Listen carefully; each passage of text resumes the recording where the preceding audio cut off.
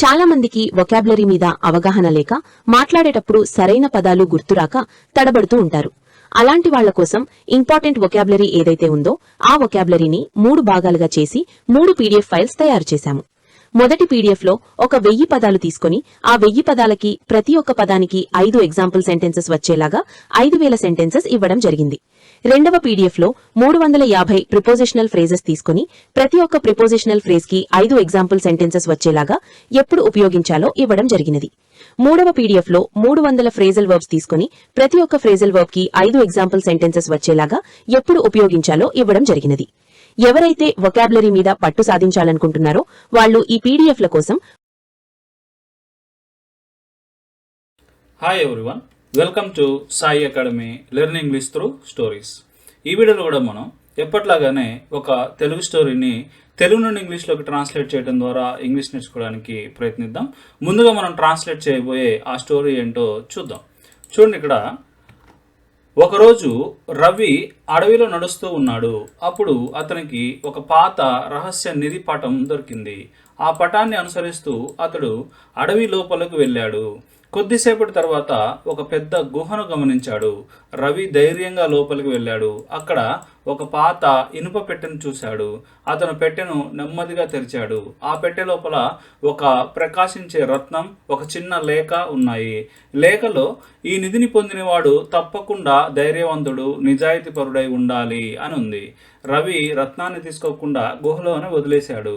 అతను ఆనందంగా ఇంటికి తిరిగి వచ్చి తన సాహస యాత్ర గురించి అందరికీ చెప్పాడు. అందరూ అతని ధైర్యాన్ని మెచ్చుకున్నారు. ఇది అనమాట స్టోరీ. ఇప్పుడు మనం ఈ స్టోరీని తెలుగు నుండి ఇంగ్లీష్లోకి ట్రాన్స్లేట్ చేద్దాం. దానికంటే ముందు ఈ వీడియో కనుక మీకు నచ్చినట్లయితే లైక్ చేయండి, మీ ఫ్రెండ్స్ అండ్ ఫ్యామిలీ మెంబర్స్ తోటి షేర్ చేసుకోండి. అంతేకాకుండా ఈ వీడియో మీకు నచ్చిందనో, బాగుందనో, ఇలాంటి వీడియోలు మరిన్ని కావాలనో ఏదో ఒకటి కామెంట్ సెక్షన్లో కామెంట్ చేయండి. ఎందుకంటే మీ లైక్స్ మరియు కామెంట్స్ మాకు ఎంతగానో అవసరం. అంతేకాకుండా మరిన్ని వీడియోలు చూసేలాగా హెల్ప్ అవుతాయి. కాబట్టి ప్రతి ఒక్కరు కూడా వీడియోని చూసి వెళ్లకుండా లైక్ చేసి కామెంట్ చేస్తారని కోరుకుంటున్నాను.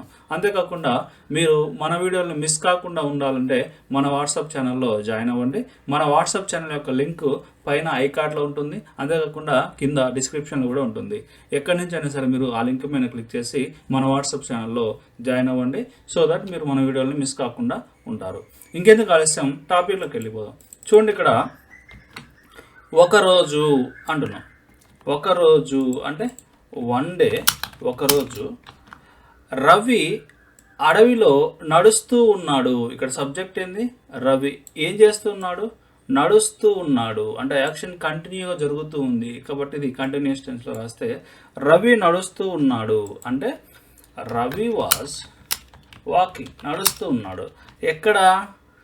అడవిలో. కాబట్టి ఇన్ ద ఫారెస్ట్. ఒకరోజు అడవిలో రవి నడుస్తూ ఉన్నాడు. తర్వాత అప్పుడు అంటే దెన్, అప్పుడు అతనికి ఒక పాత రహస్య నిధి పటం దొరికింది. ఇక్కడ సబ్జెక్ట్ ఏంది? అతను అనేది సబ్జెక్ట్. ఏమైంది? దొరికింది. ఈ రెండు మనం కలిపి రాయొచ్చు. ఓకే, అతనికి దొరికింది అంటే హీ ఫైండ్ అంటే దొరకటం, లేకపోతే హీ గెట్ కూడా చెప్పుకోవచ్చు, మన ఇష్టం ఏదైనా. ఇక నేను ఫైండ్ రాస్తున్నాను కాబట్టి ఫైండ్ అంటే దొరికింది అనుకుందాం. ఫౌండ్ వీటు కాబట్టి అంటే హీ ఫౌండ్, అతనికి దొరికింది. ఏంది? ఒక పాత రహస్య నిధి పటం. ఓకే, పాత అంటున్నాం కాబట్టి ఓల్డ్. ఓకే, ఒక పాత అంటున్నాం కాబట్టి యాన్ ఓల్డ్. రహస్య అంటే సీక్రెట్. Okay, secret. నిధి పటం అంటే పటం అంటే మ్యాప్, నిధి అంటే ట్రెజర్ కాబట్టి ట్రెజర్ మ్యాప్. ఇదనమాట. He found an old secret treasure map. తర్వాత ఆ పటాన్ని అనుసరిస్తూ, అనుసరించడం అంటే ఫాలో చేయడం అనమాట. అంటే ఫాలోయింగ్ దట్ మ్యాప్ అంటే ఆ పటాన్ని అనుసరిస్తూ అతడు అడవి లోపలకు వెళ్ళాడు. ఇక్కడ సబ్జెక్ట్ ఏంది? అతడు ఏం చేశాడు? వెళ్ళాడు. ఎక్కడికి? అడవి లోపలికి. ఈ విధంగా రాయాలి మనం. అంటే అతడు వెళ్ళాడు అంటే హీ వెంట్. అడవి లోపలికి అంటున్నాం కాబట్టి ఇంటూ ద ఫారెస్ట్. అతడు అడవి లోపలికి వెళ్ళాడు. తర్వాత కొద్దిసేపటి తర్వాత అంటున్నాం.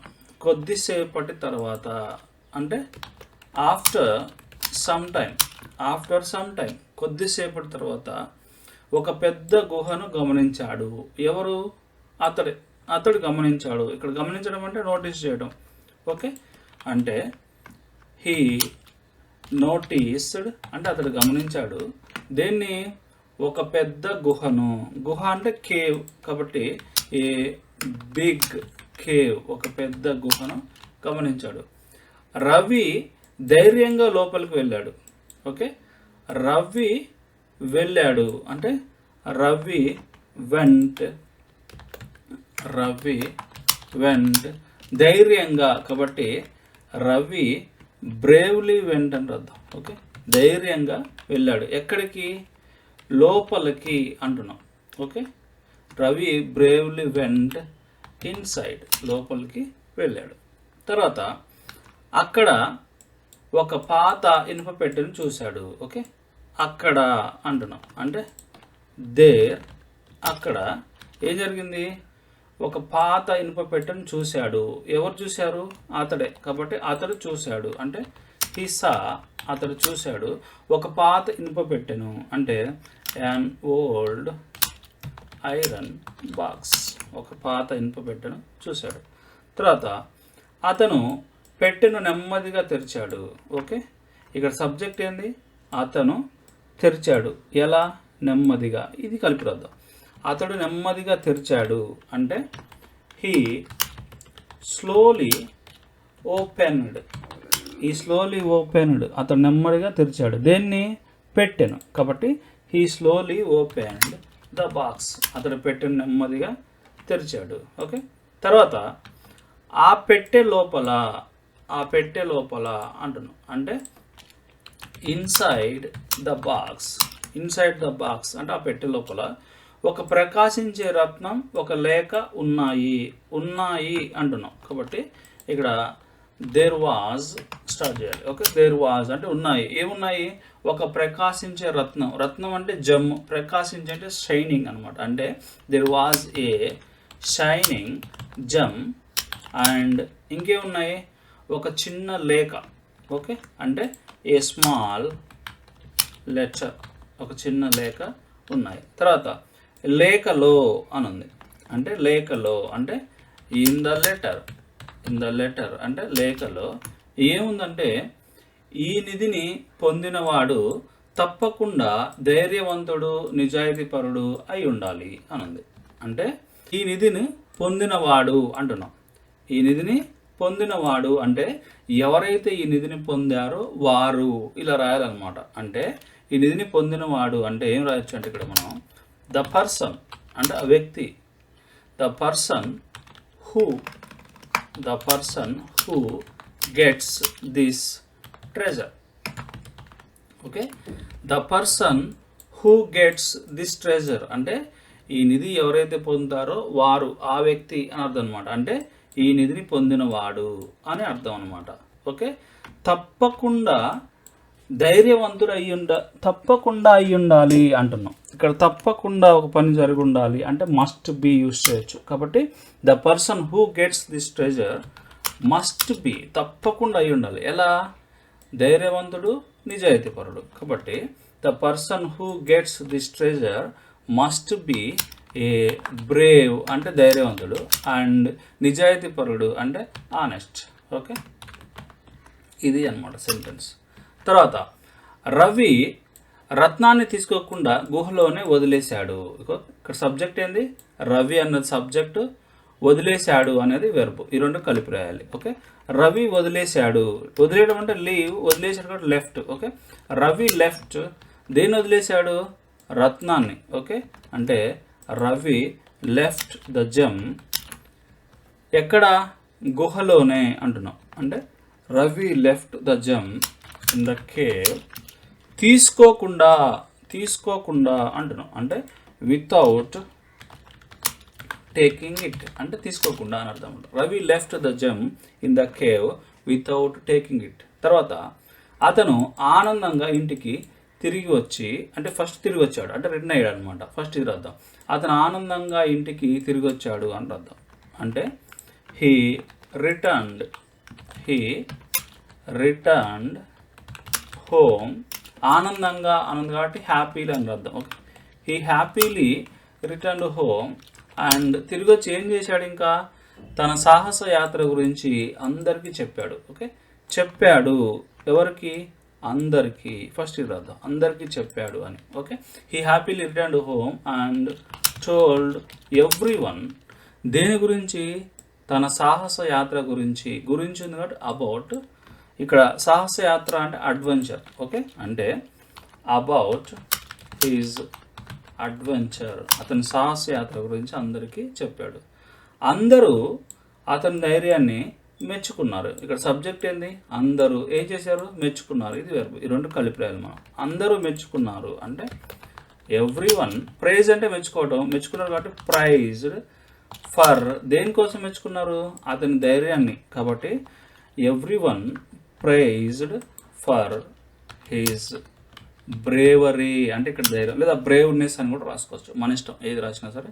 ఓకే, ఇది అనమాట స్టోరీ. ఒకసారి స్టోరీ అందరినీ చూస్తే చూడండి. ఇక్కడ వన్ డే, ఒకరోజు, Ravi was walking in the forest. Ravi అడవిలో నడుస్తూ ఉన్నాడు. దెన్ అప్పుడు he found an old secret treasure map. అతనికి ఒక పాత రహస్య నిధి పటం దొరికింది. ఫాలోయింగ్ దట్ మ్యాప్, ఆ మ్యాప్ను అనుసరిస్తూ he went into the forest. అతడు అడవి లోపలికి వెళ్ళాడు.